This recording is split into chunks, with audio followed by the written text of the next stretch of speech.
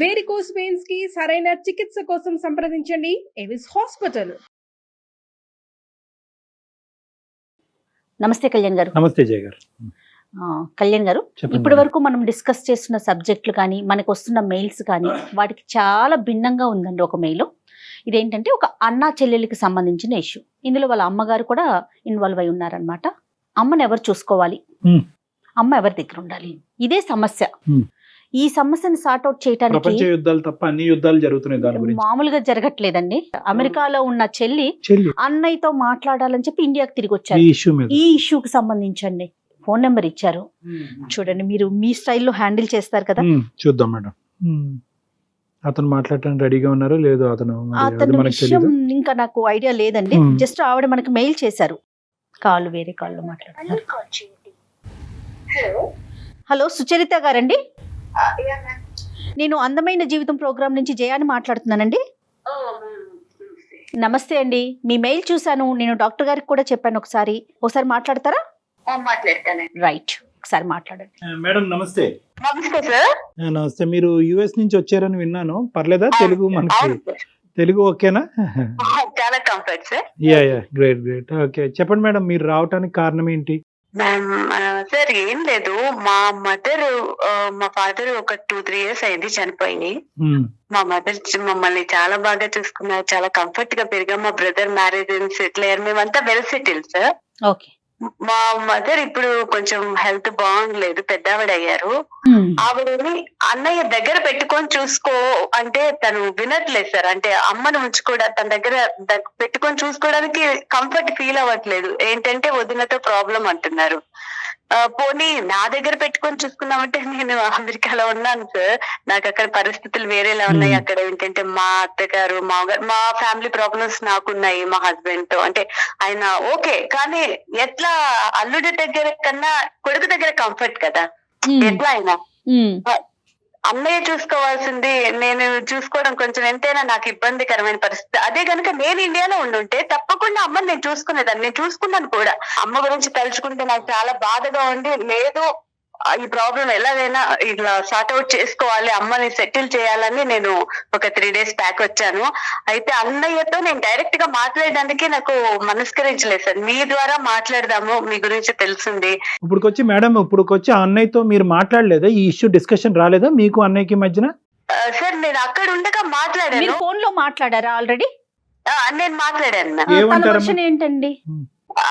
నేను ఇప్పుడు కాదు, తర్వాత మాట్లాడతాను, నేను ఇప్పుడు మాట్లాడలేను, కొంచెం కంఫర్ట్ లేదు అంటుంటాను. ఎస్కేప్ అవుతూ ఉన్నారు సార్. ప్రతిసారి ఈ టాపిక్ దగ్గరకు వచ్చేసరికి ఎస్కేప్ అయిపోతున్నారు కదమ్మా. ఏం కంక్లూడ్ అయ్యారమ్మా? మీ అన్నయ్య గారు మీకు తూచాగా అర్థమై ఉంటుంది కదా, అసలు ఏం కంక్లూజన్ వచ్చింది అతను దాంట్లోంచి? అమ్మని బయట పెట్టాలనా, ఇంట్లో ఉంచకూడదనా, ఉంటే గింటే కనుక ఎక్కడ పెట్టాలని?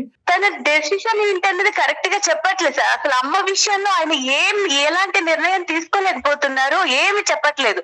దాన్ని ఎస్కేప్ చేస్తున్నారు ఎప్పటికప్పుడు. ఇప్పుడు కాదు, నేను మళ్ళీ మాట్లాడతాను, ఇప్పుడు కాదు. వదిన ఏం చేస్తారండి? వదిన ఏం చేస్తారు? వదిన తను కూడా వర్కింగ్ ఉమెన్. ఓకే. పిల్లల అన్నయ్యకి పిల్లలు ఉన్నారా? అన్నయ్యకి పిల్లలు ఉన్నారు. ఓకే. ఏ వయసు వారు? పాప 10th, బాబు ఇంటర్ చేస్తున్నారండి.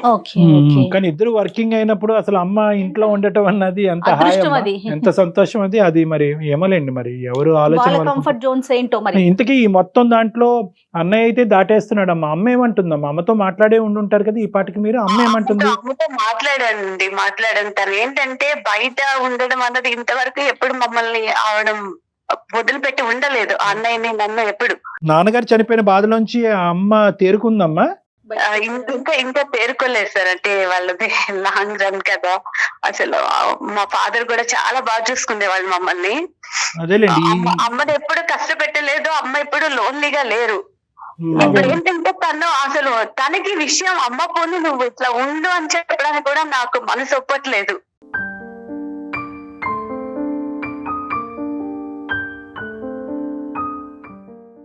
అమ్మని నేను అంత దూరం తీసుకెళ్లి వాళ్ళని కన్విన్స్ చేసి ఎంత వరకు పాసిబిలిటీ ఉంటది అన్నది ఆలోచించండి. ఇక్కడ టూ థింగ్స్ అది అమ్మా. లేనప్పుడు అన్నయ్యదే కదా బాధ్యత. అదే అమ్మ బేసికలీ ఏంటంటే బాధ్యతలు అని తీసుకోకండి. బాధ్యతలు బరువులు తల్లి కింద విషయంలో తీసుకుంటే అలా- తల్లి విషయంలో అందరిది ఒకే పాత్ర అమ్మా at the end of the day. కానీ నేను కాదనట్లేదు సార్, నేను కాదనట్లేదు. ఎంతైనా నేను బయటకు వెళ్ళిపోయాను. ఇప్పుడు నా ఆలోచనలు నా నిర్ణయాల మీద ఆధారపడలేదు కదా నా Yes, yes. జీవితం. అది అమ్మ ఒకటి మీరు బయట ఉన్నారు, ఇప్పుడు at the end of the day మీరు బయట ఉన్నారు, మీరు ఆడపిల్ల, ఇక్కడ ఉండేటటువంటిది అబ్బాయి అంటే ఇవన్నీ కూడా different issues. At the end of the day అమ్మగారు ఏం కోరుకుంటున్నారు అనేటటువంటిది చాలా ముఖ్యమైనటువంటి అంశం. ఈ రోజు బ్రదర్ని కన్విన్స్ చేయండి అంటే కనుక బ్రదర్ కన్విన్స్ అవ్వచ్చు. బ్రదర్ వెళ్ళి ఆవిడని కన్విన్స్ చేయాలి. ఇంకో ఆవిడ ఉంటుంది కదా ఇంట్లో, వాళ్ళ భార్య ఉంటుంది కదా, భార్యని కన్విన్స్ చేయాలి. ఒకప్పుడు కన్విన్స్ అయినటువంటి వాతావరణం ఎల్లకాలం ఇలాగే ఉంటుందా? ఇటువంటి వాతావరణంలో మీ అమ్మగారు అసలే నాన్నగారి యొక్క బాధ నుంచి ఇంకా పూర్తి స్థాయిలో బయటకు రానటువంటి మీ తల్లిగారు ఇటువంటి కాంప్రమైజ్ అయినటువంటి వాతావరణంలో ఈ వాడి వేడిలో ఉండగలరా? సో ఇవన్నీ కూడా కొద్దిగా లోతైనటువంటి అంశాలు. ఇక్కడ కేవలం ఏంటంటే మీరు మాకు మెయిల్ చేశారు, బ్రదర్తో మాట్లాడమంటున్నారు, దానికి మాకు కంపల్సరీగా మేము మాట్లాడతాం ఎందుకంటే పెద్ద ఆవిడ బాధపడకూడదు అనేది. ఇక్కడ ముఖ్యమైనటువంటి అంశం ఏంటంటే తల్లిగారు ఏమనుకుంటున్నారు అనేది ఒకటి. కానీ ఈరోజు ఆవిడని ఈరోజు మనం పిక్చర్లోకి తీసుకురావటం అన్నది కరెక్ట్ కాదేమో అనే ఉద్దేశంతో ఫస్ట్ మీ బ్రదర్తో మాట్లాడదాం, అతను ఏమంటారో చూద్దాం. ఏమ్మా జయ, అతనితో మాట్లాడి అతను ఏమంటారో చూద్దాం. ఇప్పుడు కాదండి, ఇప్పుడు తల్లిని అన్న దగ్గరే ఉంచాలని ఆవిడ కోరుకోవటంలో తప్పు లేదు. సుచరిత గారు కరెక్ట్. అతనికి కూడా ఉండుండొచ్చు, వీళ్ళ బ్రదర్ కూడా ఉండుండొచ్చు. కానీ బయట నుంచి వచ్చిన వ్యక్తులు ఉంటారు కదా, వీళ్ళు వాళ్ళ మదర్ అడ్జస్ట్ అవ్వాలి కదండి. ప్రతిరోజు వెళ్ళి పంచాయతీలు చేసుకోలేరు, ప్రతిదీ ఇష్యూ చేసుకోలేరు. అవును కదా సుచరిత గారు? Ma'am correct. ఆవిడకి ఉండాలి. ఇప్పుడు మ్యారేజ్ చేసుకున్నామంటేనే ఇంకొకళ్ళ ఫ్యామిలీలోకి వెళ్ళాము, ఆ రెస్పాన్సిబిలిటీస్ మనం తీసుకుంటాం. అందరూ ఒకలాగా ఆలోచించరు కదండి. మా మదర్ అంటే నాకు కాదు అన్నయ్య కూడా చాలా ఇష్టం. ఆ విషయం అయితే నేను చెప్పగలను. మాక్సిమం ఫ్యామిలీతో ఉంటే ఆవిడ బాగుంటారు అన్న ఒక చిన్న హోప్ అంతే. 99.9% మంది మీరు చెప్పినట్టే చెప్తారు, కానీ అది ప్రాక్టికాలిటీ మనం చూసుకో.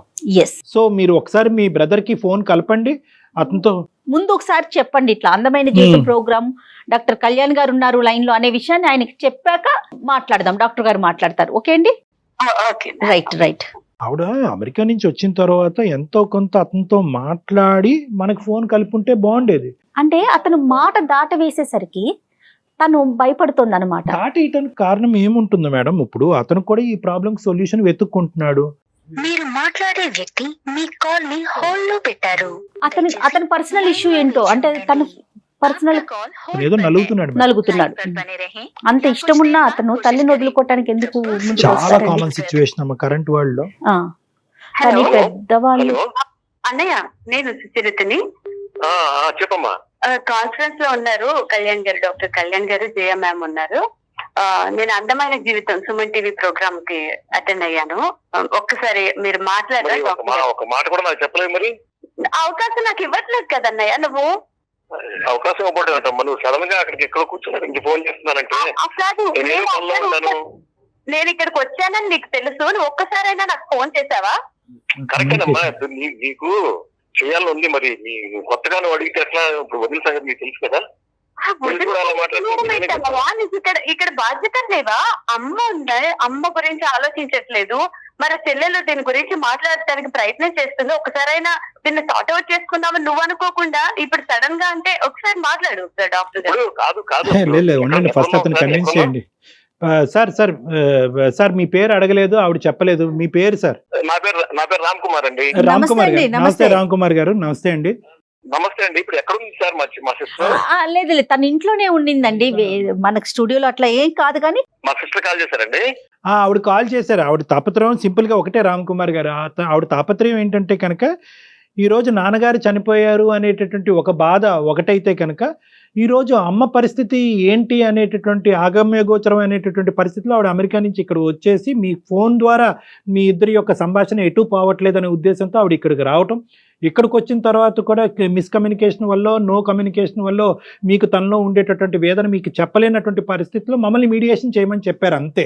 ఆవిడ దాంట్లో ఏంటంటే ఇంకో ఉద్దేశం అంటే దురుద్దేశం ఏం లేదు. ఇప్పుడు నేనేదో పనిలో ఉన్నాను. సరే ఓకే, మీరు చెప్పారు కాబట్టి ఓకే సార్. నేను అట్లా అంటలేదు సార్. ఇప్పుడు తన ఇదంతా మీకు చెప్పుకున్నట్టుంది. మరి నా బాధ ఎవరికి చెప్పుకోవాలి? అసలు తను ఏదో చెప్పుకున్నదని కాదండి, ఈ సమస్యకి ఒక సొల్యూషన్ తీసుకొద్దామని అంతే, వేరే రకంగా కాదు అసలు. అన్నయ్య నేను ఒకటి అడుగుతాను, నీ బాధ నా బాధ వేరు కాదు, ఇది మన బాధ. అమ్మ మన ఇద్దరి బాధ్యత. కాదని ఎవరన్నారమ్మా? ఇప్పుడు నేను కాదని అన్నానా? నా గురించి అన్ని తెలిసి కూడా నన్ను బజార్ని పెట్టాలని చూస్తున్నావు ఏంటి? నిన్ను బజార్లో పెట్టడం ఏంటన్నయ్య? అమ్మ గురించి ఎవరు ఆలోచిస్తారు? ఇది బజార్ అమ్మ గురించి ఎవరు ఆలోచిస్తారు? నేను అంత దూరం నుంచి వచ్చింది ఎందుకు? పిచ్చి పట్టొచ్చానా? సుచరిత, ఇప్పుడు ఆర్గ్యుమెంట్ లోకి వద్దామా, మన సొల్యూషన్ కావాలి. రామ్ కుమార్ గారు, మీకేం అభ్యంతరం లేదు అనుకుంటే కనుక మీరు మాతో డిస్కస్ చేయాలి. కాదు డాక్టర్ గారు, మా ప్రాబ్లం ఏంటంటే తనకే ప్రేమ ఉన్నట్టు నాకు లేనట్టు. అదే ఇప్పుడు కమ్యూనికేషన్ అంతా ఆ విధంగానే అన్ఫార్చునేట్లీ డైవర్ట్ అవుతుంది. ఇప్పుడు మీరు మీకున్న పరిస్థితి ఏంటి, మీకున్న క్లిష్టమైన పరిస్థితి ఏంటి, అది ఎందుకు మీ సిస్టర్ కి విడమర్చి చెప్పలేకపోతున్నారు? ఎందుకు అందరూ ఒక కామన్ ఎజెండా మీద ఒక నిర్ణయం తీసుకోలేకపోతున్నారు మీ తల్లి గారి గురించి అన్నది మీ వివరణ ఇవ్వండి, క్లారిటీ వస్తుంది ఇక్కడ. సరే సార్, ఇప్పుడు నేను ఒకటే చెప్తాను డాక్టర్ గారు. ఇప్పుడు నా సిచ్యువేషన్ మొత్తం తనకు తెలుసు. రెండోది, నాకు ఉంది కంఫర్ట్ గా ఉంచాలి అమ్మనని, కానీ ఎలాగనేది నాకు అర్థం కావట్లా. ఎట్లా అంటే ఇప్పుడు వీళ్ళు నేనేదో చాలా గొప్పగా ఉండాలని, నేనేదో ఇబ్బంది పడకూడదని, తర్వాత సమాజంలో ఇదిగా ఉండాలని చెప్పి ఒక రిచ్ పిల్లని తీసుకొచ్చి నాకు పెళ్లి చేశారు సార్. అంటే మా స్థాయి కాదు, వాళ్ళది ఉన్నత స్థాయి. ఓకే. అక్కడి నుంచి ఏమవుతుందంటే ఇప్పుడు మీకు తెలియదు సార్ సొసైటీలో ఎట్లా ఉంది. ఇప్పుడు ప్రతిదానికి నేను నిన్ను కొన్నాను, నువ్వు నేను చెప్పినట్టు పడి ఉండాలనే పరిస్థితి తనకు తెలుసు. నేను బాధపడేది అదే. మీరు డాక్టర్ గారు కాబట్టి మీకు ఇది నేను చెప్పుకోగలుగుతున్నాను. నాకు ప్రేమ ఉంది కాకపోతే నా మాట చెల్లదు సార్ ఇంట్లో. తనకు తెలుసు ఆ మాట చెల్లదు ఇంట్లో. మీ పెళ్ళి ఎన్ని సంవత్సరాలు అవుతుందండి? 18 years అవుతుందండి. ఓకే. మీరేం చేస్తుంటారు రామ్ గారు అసలు? నేనేమి చేయనండి, అదే దరిద్రం. ఏం సార్? ఏమి చేయనివ్వరండి. కదులుతానుమానం మెదులుతానుమానం. నేనేదో వర్క్ ఫ్రమ్ హోమ్ చేసుకుంటున్నాను, నాకు మరీ ఖాళీగా ఉండలేదు. ఓకే ఓకే, పర్లేదండి. నేను కూడా అంత ఎవరి మీద ఇప్పుడు ఆధారపడకూడదు. నాన్నగారు చనిపోక ముందు అమ్మ నాన్నగారు మీతో పాటే ఉండేవారా సార్, లేదంటే వాళ్ళు విడిగా ఉండేవారా? ఉంటే గింటే ఎక్కడ ఉండేవారు? అప్పుడు సంబంధాలు ఎలా ఉండేవి? లేదండి, అందరం కలిసి ఉండేవాళ్ళండి. నాన్నగారు ఉన్నప్పుడు అసలు ప్రాబ్లం ఉండేది కదండి. కొంచెం ఆయన మాటని అందరూ రెస్పెక్ట్ చేసేవారు. ఆయన ఉండగా పర్లా. ఏమైంది సార్ ట్రాన్స్ఫర్మేషన్? ఏమైంది ఇక్కడ? వ్యక్తిత్వాల మధ్యన క్లాషా? ఏమైంది ఇక్కడ? ఎందుకు సమస్య మొదలవుతుంది? ఆయన ఉన్నంత కాలం ఆయన చూసుకునేవారండి. ఆయన ఏమైనా ప్రాబ్లమ్స్ ఉంటే ఆయన చూసుకునేవారు. ఇప్పుడు అంటే ఆయన సడన్ గా వెళ్ళిపోయారు. వెళ్ళిపోయిన తర్వాత ఈమె బాగానే ఉండదు, కానీ ఇప్పుడు నాకు ఉంది సార్ చూడాలని, చక్కగా చూడాలని. అవును, ఎందుకు ఉండదండి? కానీ నాకు ఇంట్లో నా సిచ్యువేషన్ వేరు డాక్టర్ గారు. అంటే నేను చెప్పుకోలేని బాధ నాది. ఒక మగాడిగా పుట్టి నేను నాలాగా మాట్లాడకూడదు, మగాళ్ళనే మాట్లాడాలి. కానీ నేను అట్లా మాట్లాడలేకపోతున్నాను, బికాస్ నన్ను అట్లా ఇరికిచ్చేశారు. ఇరికించడం ఏంటి? ఏం మాట్లాడుతున్నావు? నువ్వు హ్యాపీగా ఉండాలని చెప్పి మంచి సంబంధం తీసుకొచ్చి నీకు చేస్తే అది మీరు సంబంధం వరకే తెచ్చారు. హ్యాపీగా ఉన్నాడా లేదా అతను డిసైడ్ చేస్తారు. కొంతకాలం ఫ్యామిలీని ఎలా మెయింటెనెన్స్ చేశారు, తన మాట మీద ఎలా నడిపించారు? నువ్వు ఎందుకు చేయలేకపోతున్నావు?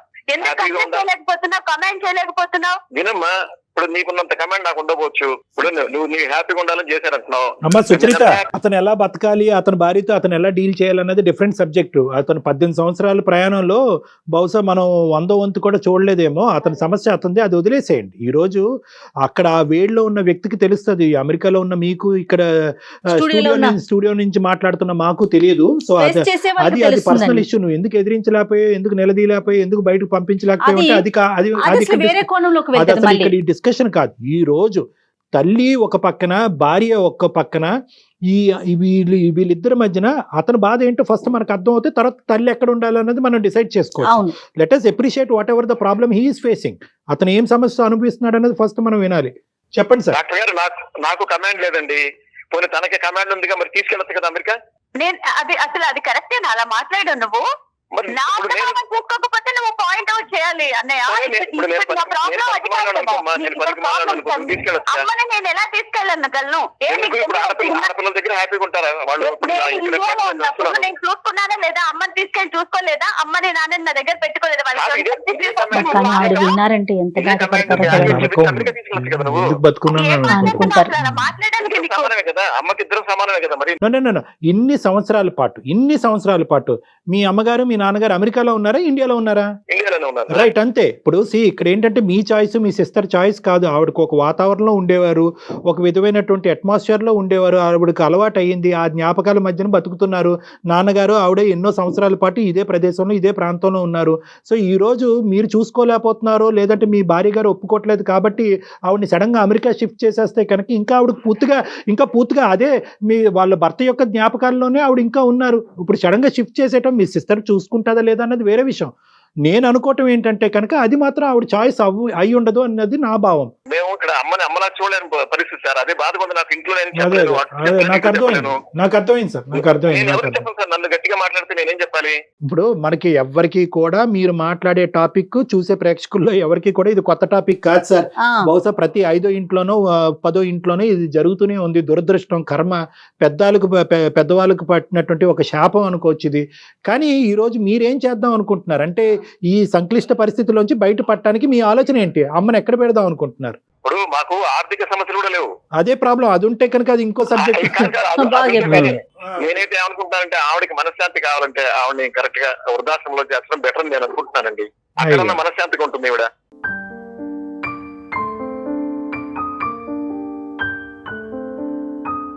ఎందుకంటే ఇంట్లో ఉండి రోజు గోల భరించలేక నేను చూసుకోలేను అని చెప్తున్నా, అంతేనా?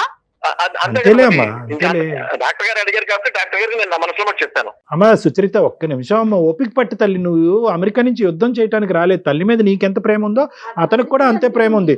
కనుక అతనికి ఏంటంటే ఇప్పుడు అతని పొజిషన్ నా బాధ అర్థం చేసుకోండి. కాదు తల్లి, మమ్మల్ని ఎంత బాగా పెంచారు. నాకన్నా కూడా అన్నయ్య గురించి ఎంత కేర్ చేసుకునేవాళ్ళు. అని కాదన్నాడా సుచరిత? మీ అన్నయ్య కాదన్నాడా?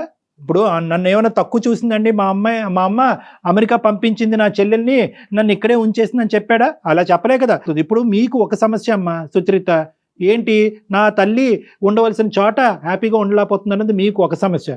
అతనికి 2 సమస్యలు.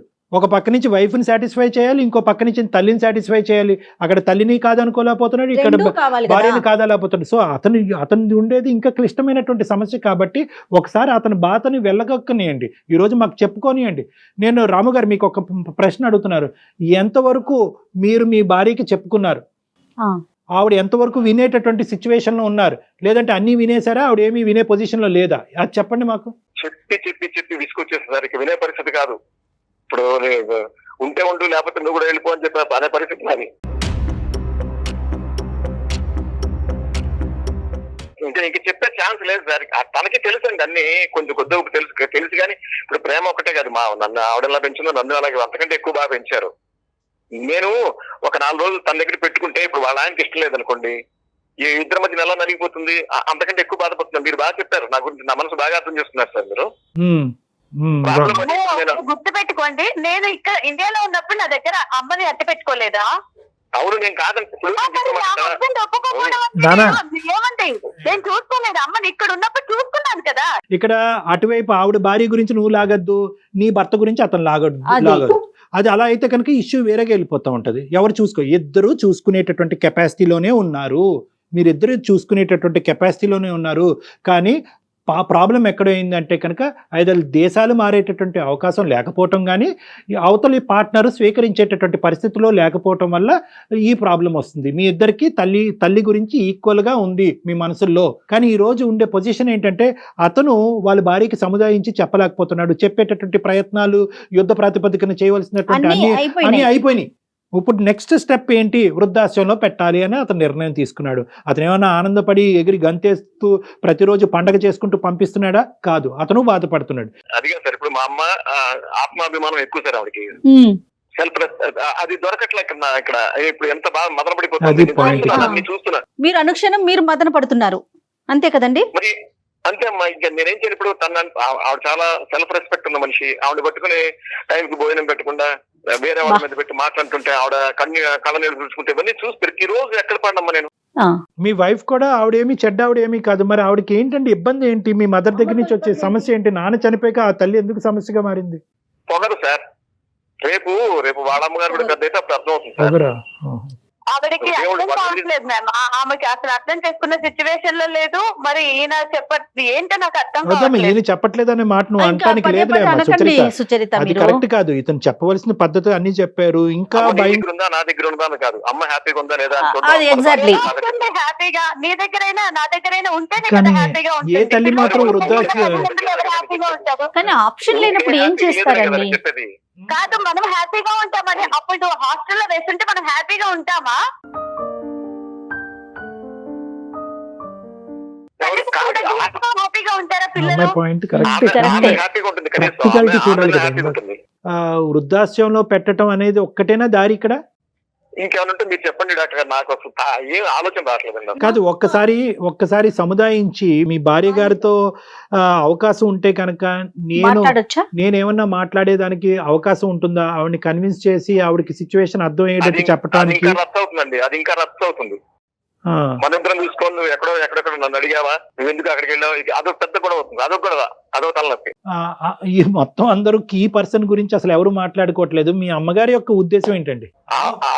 అండి ఎవరు పిల్లల్ని వదిలి వేరే ఉండాలని అది ప్రాక్టికల్ పాయింట్ మనకు అర్థమైంది. కానీ ఈ నరకం కంటే అదే బెటర్ అన్నట్టు. రెండు నరకాల్లో ఏదో ఒకటి పోల్చుకుంటే వృద్ధాశ్రమం అనేటటువంటి దాంట్లోకి నేను వెళ్ళటం బెటర్ అనే ఉద్దేశంలో ఉన్నారా వాళ్ళు? ఆవిడ ఒప్పుకున్నారా? కాదండి, పొద్దున్నే ఆవిడ గ్లాసులు ఫిల్టర్ కాఫీ కావాలండి పొద్దున్నే. నాకు తెలుసు ఆవిడకి పాపం ఎదురు చూస్తుంటుంది. ఆవిడ వీళ్ళు ఎవరు 10 అయిపోయినా 11 అయిపోయినా ఎవరు, నా మనసు బాధపడుతుంటుంది. అదే కనీసం మనం మంచి సేఫ్ ప్లేస్ లో పెడితే ఆవిడ 8 o'clock 7 o'clock ఆవిడకి ఎలా కావాలంటే అలా ఉంటుంది. నేనేం చూసుకోవట్లేదు, వారానికి 2-3 సార్లు నేను చూసుకుంటాను చక్కగా. ఆవిడ మనశ్శాంతిగా ఉంటుంది. దానికి ఒప్పుకుంటారా మరి? మీరు వెళ్ళి ఒక 2-3 సార్లు వెళ్ళి చూసుకోవటానికి మీ మిస్సెస్? లేదండి, అది కూడా తెలియకుండానే చేయాలి. ఏం కర్మండి. చూసారా చిచ్చి. డాక్టర్ గారు, చూసారా? కనీసం తల్లిని చూసుకోవడానికి కూడా తెలియకుండా అమ్మ అది ఇప్పుడున్న పొజిషన్ అమ్మ. బేసికలీ నేను సుచరిత మీరు ప్రతిదానికి అంటే ఏదో ఒకటి మనం మాట్లాడాలి అన్నని పాయింట్ అవుట్ చేయడం కాదు. అలా వద్దులే అమ్మ, అలా వేలెత్తి చూపెట్టొద్దు. ఫస్ట్ నీ బ్రదర్ మీద నీకు ట్రస్ట్ డెవలప్ అవ్వాలి. మీరు ఎంత ప్రేమిస్తున్నారో మీ తల్లి గారిని మీ బ్రదర్ గారు కూడా అంతే ప్రేమిస్తున్నారనే నమ్మకం మీ ఇద్దరి మధ్యన రాకపోతే కనుక రానున్న రోజుల్లో చాలా ఒక ఇబ్బంది. ప్లాట్ఫామ్ మీద మీ తల్లి గారిని మీరు హ్యాపీగా చూసే పరిస్థితి లేదు. ఇప్పుడు మీరిద్దరు ఆవిడ వెళ్ళి కావాలంటే ఎక్కడో పాతాళ లోకంలో అయినా వెళ్ళి ఉంటదేమో కానీ మీరిద్దరు ఆవిడ గురించి ఇలాగా పోట్లాడుకోవటము, షేర్ చేసుకోవటము, నువ్వు చూసుకోవచ్చు కదా, నువ్వు చూసుకుంటాడు, మీ మొగుడు ఒప్పుకుంటాడు, మీ పిల్లలు ఒప్పుకుంటాడు, ఈ యుద్ధం బహుశా ఆవిడ లేకపోవటం అనేది మన అదృష్టం. ఆవిడ చూసుంటే కనుక ఆవిడ వద్దులేంట్రా బాబు, నువ్వు నీళ్ళు కాదు నేను వెళ్ళి ఎక్కడో ఉంటానని ఆవిడ అని ఉంది. సో ఫస్ట్ ఆఫ్ ఆల్ ఏంటంటే మనందరూ ఒక కామన్ కన్సెన్సస్కి వద్దాం. ఈరోజు రేపొద్దున ఆవిడ బయట ఉంటే కనుక ఈ మన రాము గారు వెళ్ళి చూసుకునేదానికి ఒక అవకాశం ఉందా లేదా అనే ప్రశ్నకి సమాధానం నేను చెప్తా. ఆవిడ కూడా అంత ఘోరమైనటువంటి మనిషి కాదు. ఎవరు? నేను రాము గారి భార్య గురించి, మీ వదిన గారి గురించి చెప్తున్నాను. ఈ వేడిలో ఆవిడ ఆ మాట అనొచ్చు. నువ్వు ఆవిడని బయట పెట్టు, ఆవిడ బయటకు ఉండేంత వరకు నేను తట్టుకోలేకపోతున్నాను, ఆవిడని దూరం పెట్టు, నువ్వు ఆవిడని చూసినా కూడా నేను ఒప్పుకోను అనేటటువంటిది ఈ రోజు మాట్లాడచ్చు.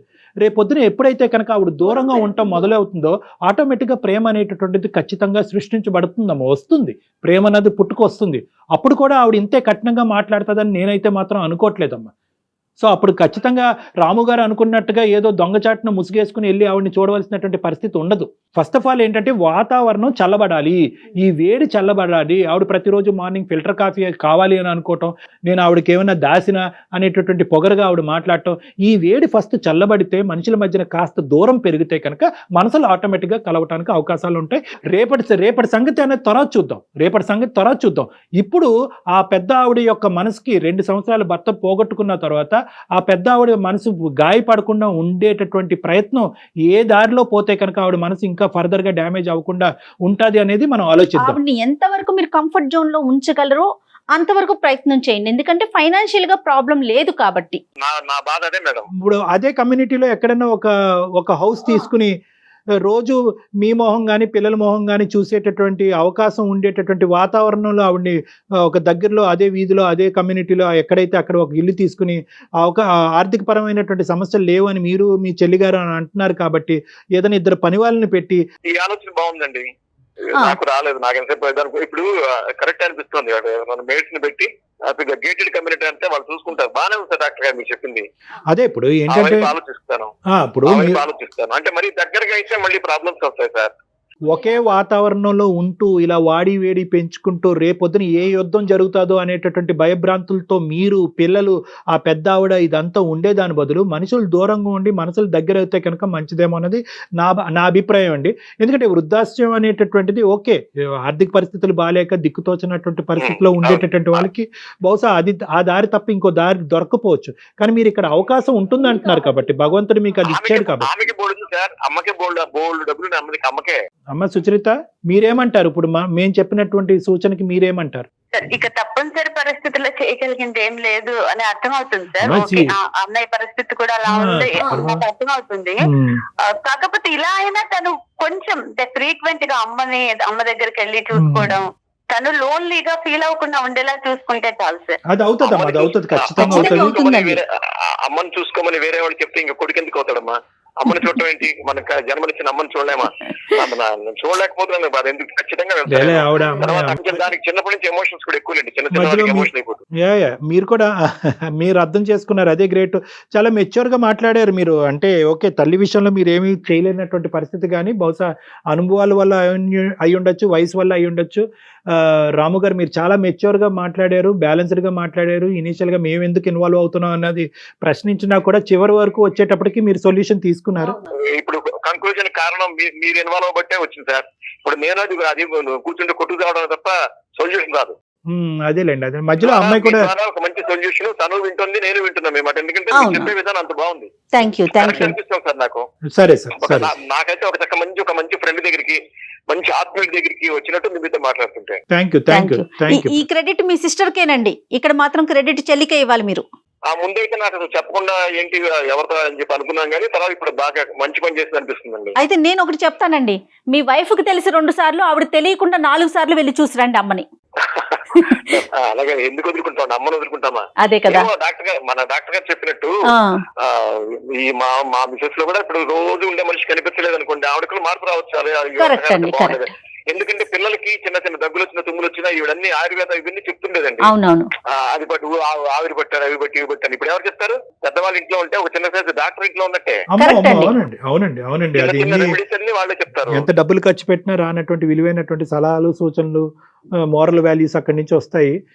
పిల్లల్ని కూడా అక్కడ పంపిస్తూ ఉండండి. పిల్లలు కూడా నాకు ఇప్పుడు అమ్మని తిడుతుంది అని బాధ లేకపోతే ఇప్పుడు నేను నెమ్మదిగా నా మిసెస్ ని ఒకసారి అమ్మ దగ్గరికి వెళ్ళొస్తాను. పిల్లలు ఏదో నేను మార్పు వస్తుందని అనుకున్నాను. మరీ అంత మూర్ఖురాలేం కాదు. చిన్న ఇగో ప్రాబ్లం, ఆ ఇగో పోవాలి. ఈ భాగాలు పంచుకోవటాలు గానీ ఇవేవి కూడా ఇక ముందు మీ ఇద్దరు కూడా తల్లిగారి ముందు రానివ్వకుండా జాగ్రత్త. కాబట్టి ఆవిడ ఎలా రియాక్ట్ అవుతారో చూసి చాలా కూల్ గా ముందు తీసుకెళ్ళాలి. మీకు చెప్పే వాళ్ళం కాదు, మీకు తెలిసే ఉంటుంది. కానీ రైట్ అండి. Thank you so much Sucharitha గారు. నమస్తే.